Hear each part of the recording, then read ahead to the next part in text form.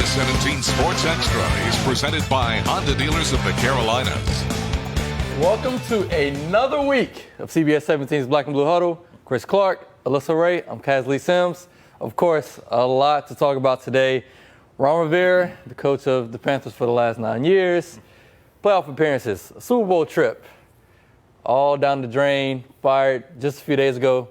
What do you guys' thoughts on that? Couple Coach of the Year awards, too. Don't shortchange him, man. I mean, he was in there. That one. Yeah. I'm sad to see him go. I got to Charlotte and covered him the year after he got there. And I can tell you something. When he first got there, you couldn't find Panthers gear just, sitting in the Harris Teeter or walk into a place. It just wasn't around. And if somebody had it, it's like, oh, hey, where'd you get that? Because you honestly wanted to know because it just wasn't everywhere. Now you can find it everywhere. The team has got a much higher profile. And I mean, that's directly related to the guy that they just shown the door to. He saved a lot of reporters for questions that, let's just say, weren't very well researched. He didn't cut your head off. I mean, he came back with an answer that gave you something to work on. He let you know that you didn't know what you were talking about, but let you down in an easy way. We always appreciate that. I was going to say, we're human too here, but he gave them respectability. And the only thing I'm going to say is that if you don't have somebody out there right now in mind that's better than Ron Rivera, you're going to go back to 2-14 like that. It can happen overnight, and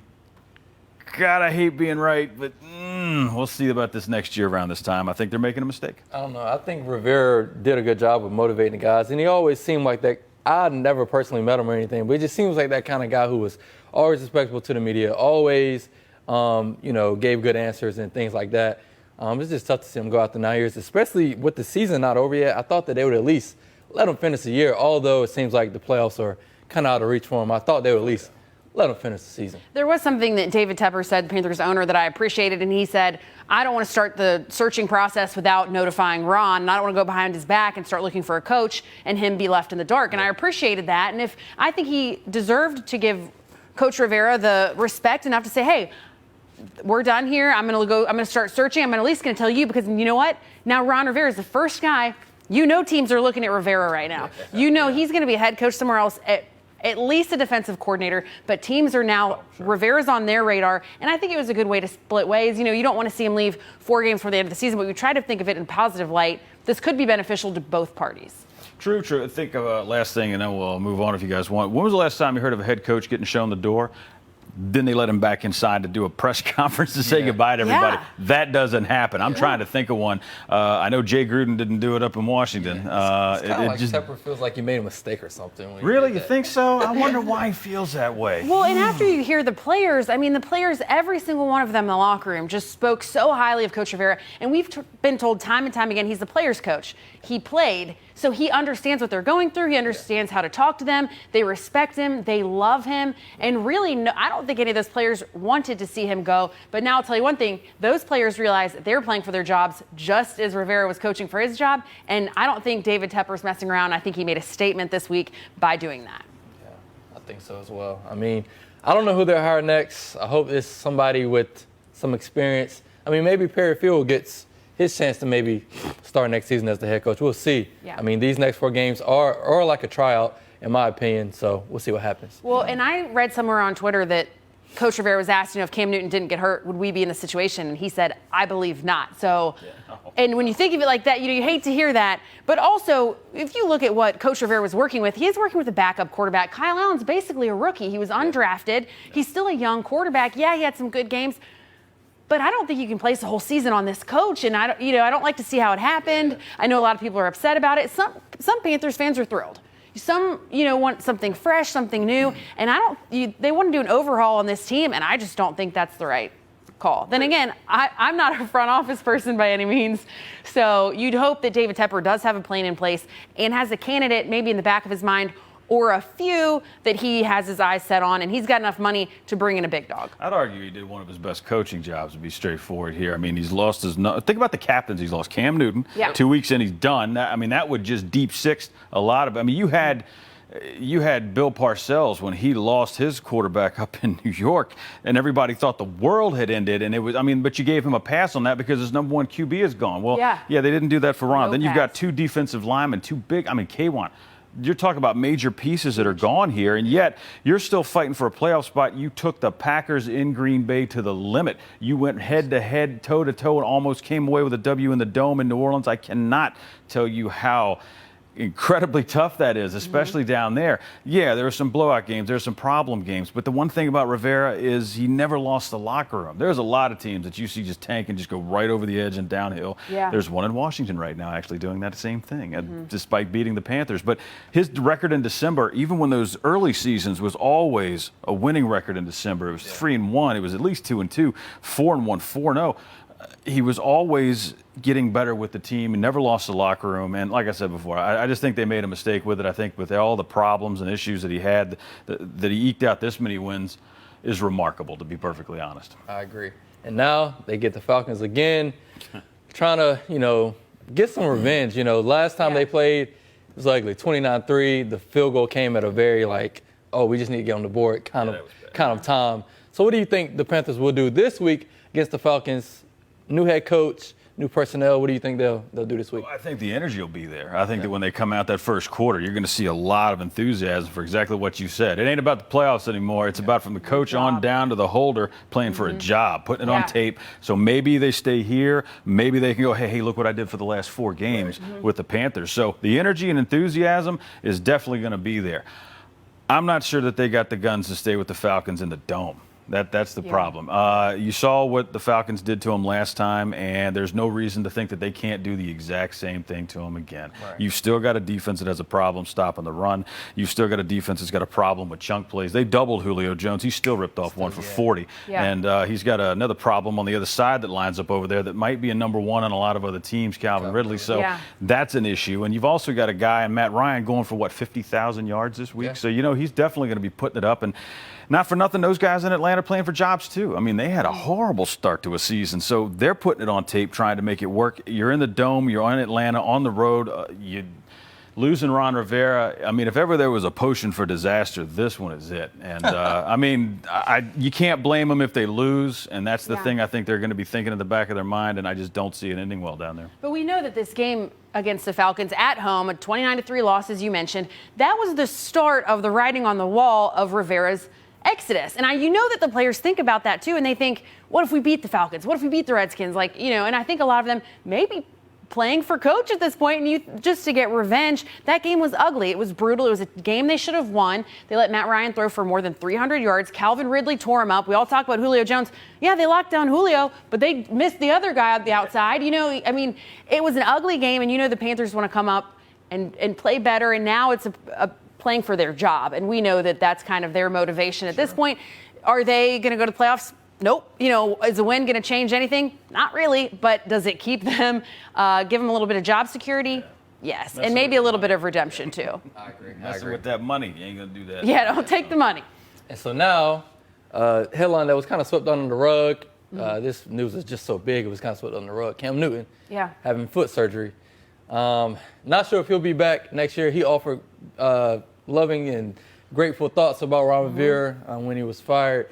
But yeah, Cam is still having a tough go with his injury. What are your thoughts on that? I think Cam Newton is as good as gone at this point, and I hate to say that because I think he's done so much for Carolina, and I like to see him in Carolina, but with everything going on, I just don't see him coming back and them keeping him with that taking the hit, the $19 million on the salary cap that they'd have to spend on him. And now with David Tepper's change mindset, he already got rid of a longtime coach, the most winningest coach in Panthers history. What about his first draft pick? And you're going to, but Cam can stay. I don't see it. And I'm sure a lot of teams are already eyeing Cam Newton because I don't think his best days are done. I think once that guy gets healthy, he gets foot surgery, he's back. He's going to be more fired up than ever. Cam Newton is not done, but I think he's done in Carolina. I think you might be right about that. Tepper said he was going to wait until February, until after the season's done to evaluate that. And the surgery that he's looking at is 6 months to get back to where you're supposed to be with that. So that means if you have it now, I'm okay. We'll just give you December, January, February, March.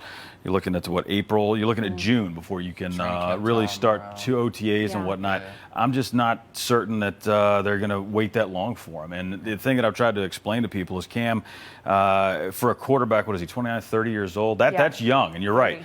Normal quarterback right in front of you. I mean, those best days are still ahead of you then. But Cam is part running back, and the part that's the running back was taking those hits when Chud had that read option, and he's taken as many hits as some of the running backs have. And what's the age running backs start to wear down? 30. There you go. So when you put that together, it's not looking good for number one. Now, I don't think that he's going to be here in Carolina, but I'm almost 100% positive somebody, because he's a number one quarterback. Yeah. He is a number one guy. not done. I just don't think he's going to be the number one guy here anymore. I think that wherever he goes, they're going to have that read option, and he's going to blow up for at least 3-4 more years.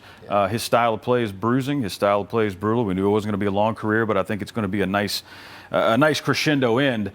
Probably on the West Coast, maybe something like that, but I don't think it's going to be here in Carolina either. Yeah, and as the old saying goes, one man's trash is another man's treasure. I think Cam Newton does go to another team, maybe elevate them. You were saying Chicago earlier. You offered a couple of thoughts as well. I'm not sure where he goes, but wherever he goes, that team will be better. Next season. You're getting a guy that knows how to run. You're getting a guy that now, is getting better in the passing game. They've shown what he can do in North Turner's offense last year, the first 8 games. I mean, he was putting up better numbers in his MVP season. Exactly. So get healthy, stay healthy, and get him somebody that can do that. You're getting somebody that's got all the good stuff in, and they've kind of got all the bad habits away. So they're going to be probably looking around like, oh my God, why'd they let him go? Right. Well, long term, he's not the answer, is what it is. And the other question is who is the long term answer now? Is it Kyle? Is it Greer? I mean, once again, that's for David Tepper and Marty Herney to figure out. Well, speaking of teams that aren't doing too well, my fantasy team did pick up 2 wins, but we're a little past that mattering at this point. But Casley, you give us tips every week. So you didn't make the playoffs? I'm in the consolation playoffs. I stopped caring. What about you? The Oxon Hill Pickpockets are looking forward to the first draft of next year's league. So, that's where we are. Well, it is playoff time, and I hope that some of the guys I've given you guys all season has helped you maybe win some money in daily fantasy sports or weekly fantasy sports. Doesn't matter. I hope so. But this week, it's the playoff edition of your Start 'em, Sit 'em. 3 guys you might want to start. 3 guys you might want to sit on the bench. Here we go. First up, Minnesota Vikings quarterback Kirk Cousins. We're back with Kirk Cousins as my quarterback in this week's Start 'em, Sit 'em. If you remember, he was my choice in week 9, and this week is for the same reasons as it's been. The man has been balling. He's also an underrated option on the board if you play daily fantasy sports. Although he won't be cheap, he's a nice pivot off of more popular options. This week, the Vikings get the Lions, who maintains one of the league's worst defenses. As I've said all season in this segment, divisional games can be very tough and tricky, so tread lightly. Although I think Cousins should be fine. Cousins has scored at least 19 fantasy points in every game this season, besides 2, which lets me know he is as consistent and high scoring as they come. Even better, the Lions rank 30th in passing yards allowed per game, so if you needed another reason to go with Captain Kirk, there you have it. Next up, Los Angeles Chargers running back Austin Eckler. Eckler was one of the most popular options before teammate Melvin Gordon returned to action, but believe it or not, the fantasy drop-off hasn't been as steep as some expected. I guess those folks forgot that 2 good running backs can coexist and produce. I would take Eckler over more popular options like Alvin Kamara, 1 due to matchup, and 2, Eckler gets to the end zone, unlike Kamara. The Jaguars have a solid unit on paper, but I think they will struggle against this 2-way back. The Chargers have been in nearly every game this season, so I'm thinking it will be a close one. Depending on the game flow, you could see a heavy dose of Eckler, and his pass catching ability will be needed against the unit that is sure to key in on the run game. Eckler has scored at least 16 points in his last 2, and he doesn't need to run the ball to be productive. Plus, it's a sweet matchup. Please put Eckler in your lineups. Last but not least, Miami Dolphins wide receiver Devontae Parker. Jeez, this guy has been on a tear. He routed up the Philadelphia Eagles defense to a tune of 7 catches, 159 yards, and 2 scores. This week, he gets the Jets, who let the lowly Bengals get their first win, and did it pretty much passing the ball. Ryan Fitzpatrick, who isn't the greatest of quarterbacks in the league, just knows how to play the game and will smartly target his big wide receiver Parker. The Jets have given up 11 touchdowns and the 7th most fantasy points to wide receivers lined out wide, which just screams a recipe for success for Parker. It's another divisional game, so beware. But if Parker eats whatever he ate last week before the game, it's going to be a long day for the Jets secondary.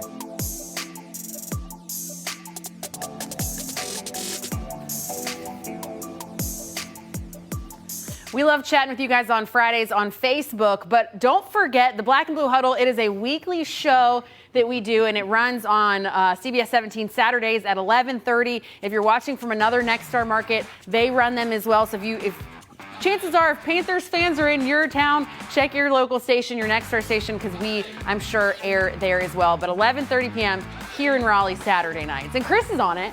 Having all kinds of fun with this one. We're going to be seeing exactly how well these Panthers fans are in New Orleans at recognizing current and former Panthers. They did not do very well. I did great. Oh, you nailed it. You were all over that. The old school players. Well, there's a couple in there. Give me a pass. It's 15. She got 10 out of 15. That's pretty good. No, I did better than that. And the only ones I missed were not on the team currently, in my defense. Old school Panthers. Tried to trick me. Way back. Joey Sly, Virginia Tech grad. Obviously, I'm going to get that. You pegged that. Yeah, but Kirk Cousins, the first one? Come on now. You didn't get that one. We'll let that one go there. Next.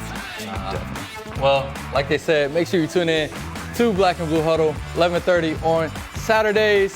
And don't miss next week's edition of Black and Blue Huddle on Friday on Facebook. For Black and Blue Huddle, Casley Sims, Chris Clark, Alyssa Ray. See you next week. Bye.